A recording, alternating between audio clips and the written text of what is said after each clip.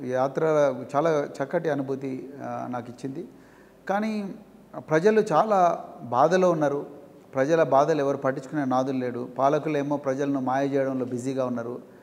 చాలా చోట్ల ప్రజలకు ఎమ్మెల్యే ఎవరో తెలియదు, మినిస్టర్ ఎవరో తెలియదు, ముఖ్యమంత్రిని అయితే అసలు చూడలేదు. తెలంగాణకు ముఖ్యమంత్రి ఉన్నాడనే సోయి కూడా చాలా ప్రాంతాల్లో ప్రజలకు లేదు.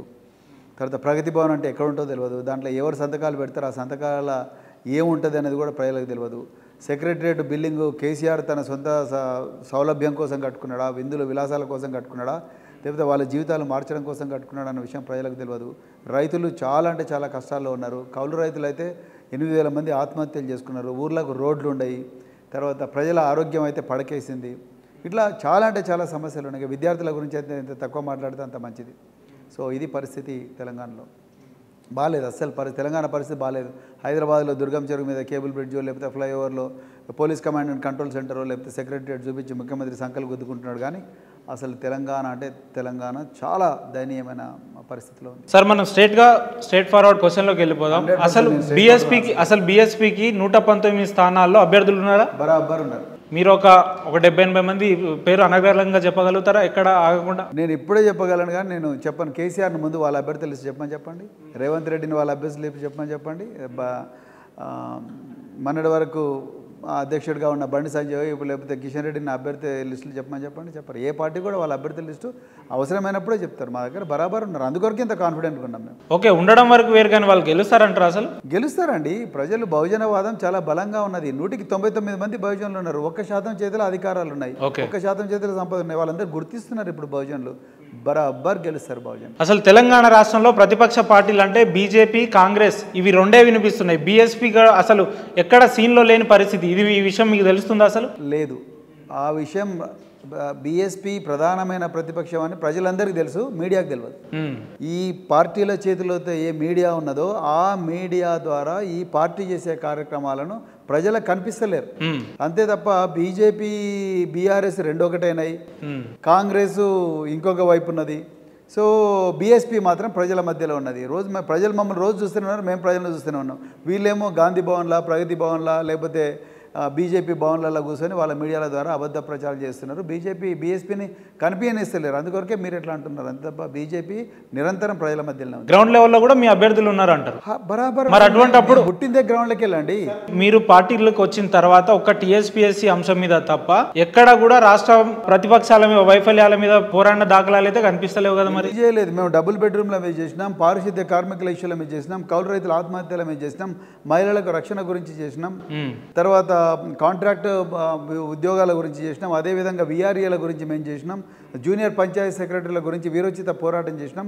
ఎక్కడ రైతుల ఆత్మహత్యలు అయితే అక్కడికి పోయినాం, ఎక్కడ విద్యార్థుల ఆత్మహత్యలు అయితే వాళ్ళని ఓదార్చడానికి కోసం పోయినాం, విద్యార్థుల గర్జనల, విద్యార్థుల సమస్యల గురించి పోరాడినాం, యూనివర్సిటీల ప్రైవేటీకరణకు వ్యతిరేకంగా పోరాడినాం, యూనివర్సిటీలో ఈ ప్రభుత్వం నిర్లక్ష్యం చేస్తుంటే పోరాడినాం, అదేవిధంగా ప్రభుత్వ గురుకుల పాఠశాలకు సొంత భవనాలు కావాలని పోరాడినాం, అదేవిధంగా స్కాలర్షిప్లు రిలీజ్ చేయాలని చెప్పి పోరాడినాం. ఎన్ని పోరాటాలు చేయలేదండి మేము. ఇన్ని పోరాటాలు చేసినా అసైన్డ్ భూములను కేసీఆర్ ప్రభుత్వం బలవంతంగా గుంజుకొని ఎకరాన్ని 100 కోట్లకు అమ్ముతుంటే పోరాటం చేస్తున్నాం. ఒక్కరిని మాట్లాడుతున్నాడనండి, ఒక్కరు కూడా మాట్లాడుతున్నారు ఈ సమస్యల మీద. ఎంతసేపు ఆయన వీడిని తిడతాడు, ఆయన తిడతాడు, అంతే తప్ప ఏం చేస్తున్నారు వీళ్ళు? అంటే మీరు పొద్దున్న లేస్తే ప్రభుత్వం మీద విరోచితంగా విమర్శలు చేస్తున్నప్పటికీ ప్రభుత్వంలో ఉన్న కొంతమంది అభ్యర్థులు కావచ్చు, నాయకులు మిమ్మల్ని చాలా లైట్గా తీసేస్తున్నారు. దీన్ని ఎట్లా చూస్తారు? నన్ను వాళ్ళు లైట్ తీసే కాదు, వాళ్ళని ప్రజలు లైట్గా తీసేసిండ్రు. నన్ను వాళ్ళు లైట్గా తీసేంత అవకాశం వాళ్ళకి లేదండి. వాళ్ళని ప్రజలు ఎన్నడో విస్మరించిండ్రు, ప్రజలు రిజెక్ట్ చేసిండ్రు. వాళ్ళని డస్ట్బిన్లో పడేయాలి. ఆ భయంతో నా మీద అవాకు చౌకలు వెళ్తున్నారు తప్ప వాళ్ళ పని అయిపోయింది, వాళ్ళ ఇంటికి పోవాల్సిందే. ఇదే ప్రవీణ్ కుమార్ గారు ఐపీఎస్ అధికారిగా ఉన్నప్పుడు, గురుకులాల సెక్రటరీగా ఉన్నప్పుడు కేసీఆర్ ప్రభుత్వం చాలా గొప్పగా పనులు చేస్తూ ఉన్నది, విద్యార్థులకు అనేకమైన సేవలు అందిస్తూ ఉన్నది అని చెప్పి చాలా సందర్భాల్లో పొగిడింది కదా. మరి బయటకు వచ్చిన తర్వాత ఎందుకు కేసీఆర్ ఒక్కసారిగా శత్రువు అయిపోయాడు? అనవసరమైన పొగడ్తలు నేను కేసీఆర్ మీద చెప్పలేదు. నేను బయటకు వచ్చి కేసీఆర్ మీద పర్సనల్ విమర్శలు గుప్పిస్తలేను. నేను ఒక్కటే అంటున్నా, ముఖ్యమంత్రిగా మీరు ప్రజాసేవకులు మా కష్టార్జితాన్ని పన్నుల రూపంలో మీ ఖజానాలకు చేరిన మా కష్టార్జితాన్ని నెలకు 3,36,000 రూపాయల జీతం తీసుకుంటున్న మీరు ప్రతిరోజు 9 గంటలకు 10 గంటలకు ఆఫీస్కి వచ్చి రాత్రి 7 గంటల వరకు ఉండి మా ఫైళ్ళ మీద సైన్ చేయాల్సిన మీరు మా డబ్బుతోని మహారాష్ట్రలో లేకపోతే ఇంకెక్కడి దగ్గరనో ప్రగతి భవన్ వేదిక కలిపి రాజకీయాలు చేస్తున్నారు. ఇక్కడ ప్రజల బాగోగులను పూర్తిగా విస్మరించిందని పాలసీల మీద నేను ప్రశ్నిస్తున్నా. ముఖ్యమంత్రి గారిని నువ్వు ఈ బట్టలు ఎందుకు వేసుకున్నావు, లేకపోతే నువ్వు ఈ చెప్పులు ఎందుకు వేసుకున్నావు, లేకపోతే మీరు ఇంకేం చేస్తే మీ అన్నం ఎందుకు తింటున్నావు, ఆ అన్నం ఎందుకు తింటున్నావు అని నేను అడుగుతలేను.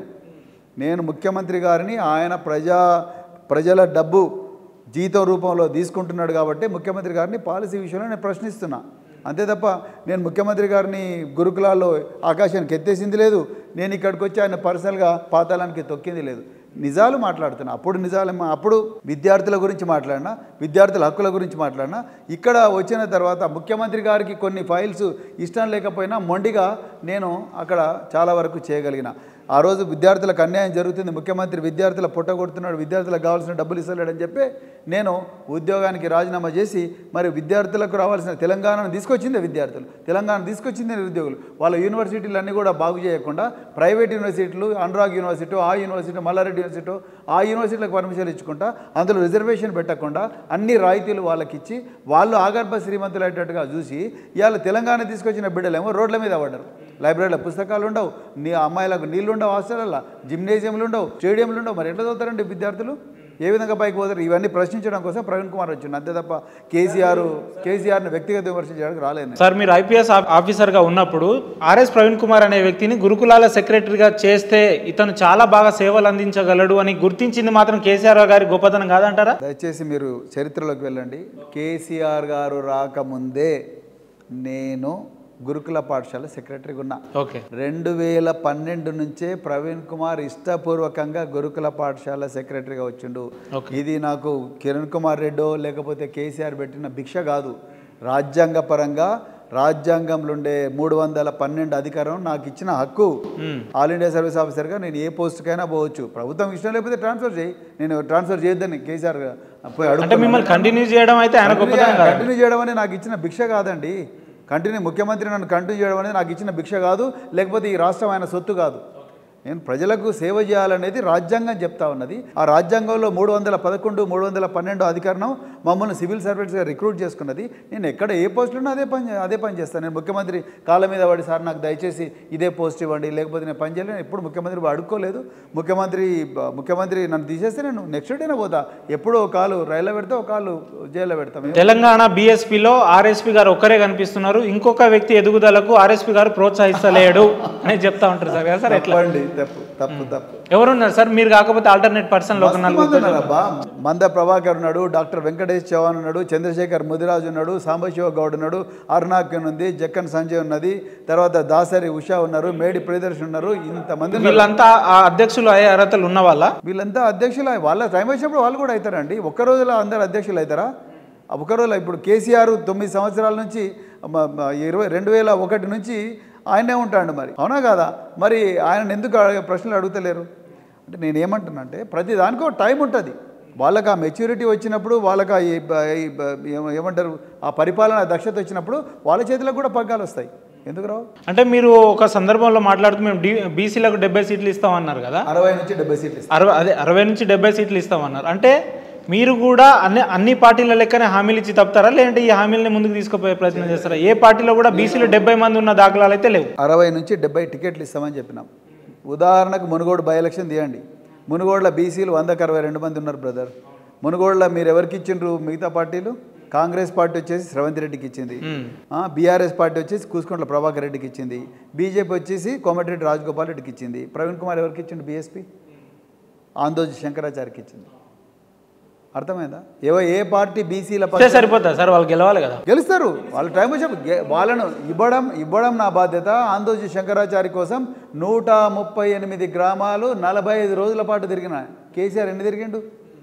కోమటిరెడ్డి రాజగోపాల్ రెడ్డి ఎన్ని గ్రామాలు తిరిగిండు, లేకపోతే రేవంత్ రెడ్డి ఎన్ని గ్రామాలు తిరిగిండు? 138 గ్రామాలు నిద్రాహారాలు మారిన తిరిగిన నేను ఆందోళన శంకర ఫలితం ఏముంది సార్? వస్తుందండి. ప్రజలు టైం వచ్చి ప్రజలు ఓటేసే వాళ్ళు ఆ రోజు వాళ్ళను 1000 కోట్లతోని వాళ్ళను మాయలు చేసి మత్తులో మంచి చేసిండ్రు. బీసీ బిడ్డ గెలవకూడదని ఈ 3 పార్టీలు కుట్ర పనినాయి. అయినా కూడా మేము 4వ పెద్ద పార్టీగా మిగిలిన. ఇక్కడ స్ట్రేట్ క్వశ్చన్ ఏంటంటే, మీరు ఎప్పుడైతే బీసీకి మేము 60 నుంచి 70 సీట్లు ఇస్తామని అనౌన్స్ చేసిరో, బీసీ సమాజం అంతా కూడా ఆర్ఎస్ ప్రవీణ్ కుమార్ గారి పార్టీ మాకు సీట్లు ఇస్తామని మాకు ఆఫర్ చేయడం ఏంటి, బీసీ సమాజం ఏమన్నా వాళ్ళు ఇస్తే తీసుకునే పరిస్థితిలో ఉందా, మేము కూడా చైతన్యవంతులం అయినాం కదా అన్నట్లుగా మాట్లాడుకుంటున్నారు. ఇది ఎంతవరకు వాస్తవం? వాళ్ళు అట్లా ఎవరు అనలేదండి. బీసీ సమాజం నిజంగా మా పార్టీలోకి చాలామంది బీసీలు పెద్ద ఎత్తున వస్తున్నారు. అది నిజంగా బీసీల పార్టీ అండి ఇది. మా మహనీయులు చూడండి, మహాత్మా జ్యోతిరావు పూలే, ఛత్రపతి సాహు మహారాజు, పెరియార్ రామస్వామి, తర్వాత సంత్ నారాయణ గురు, వీళ్ళందరూ కూడా బీసీలే. అసలు మా రాజ్యాధికార యాత్ర ఎవరి దగ్గర నుంచి స్టార్ట్ అయింది? సర్దార్ సర్వాయి పాపన్న గౌడ్ గారి దగ్గర నుంచి, జన్మస్థానం నుంచి స్టార్ట్ అయింది. పండుగల సాయన్న, సర్దార్ సర్వాయి పాపన్న, బెల్లి లలితక్క, తర్వాత చాకలి ఐలమ్మ, తర్వాత మనకు దొడ్డి కొమరన్న, వీళ్ళందరి జీవితాలను స్ఫూర్తిగా తీసుకొని స్టార్ట్ అయింది. వీళ్ళందరూ ఏ కులం? బీసీలే కదా.